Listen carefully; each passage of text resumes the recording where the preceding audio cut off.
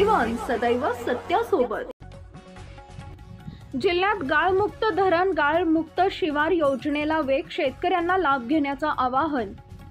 महाराष्ट्र शासनाची महत्त्वाकांक्षी गाळमुक्त धरण गाळमुक्त शिवार योजना जिल्ह्यात जलद गतीने राबवली जाते।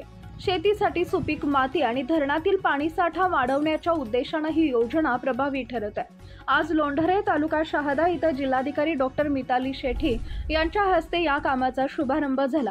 योजनेचा शुभारंभ आणि उपस्थित मान्यवर कार्यक्रमाला लघु पाटबंधारे सिंचन विभागाचे श्री निलेश पाटील, नायब तहसीलदार श्री शैलेंद्र गवते, पाणी फाउंडेशनचे गुणवंत पाटील व गोपाल पाटील, टाटा मोटर्सच्या स्वाती पाटील, नाम फाउंडेशनचे जितेंद्र पाटील तसेच ग्रामपंचायत प्रतिनिधी, सरपंच, शेतकरी आणि लाभार्थी उपस्थित होते।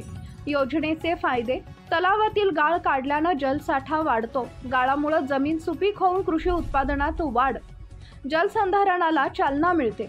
संयुक्त विद्यमाने योजना: महाराष्ट्र शासन, नाम फाउंडेशन आणि टाटा मोटर्स यांच्या सहकार्याने ही योजना राबवली जात आहे।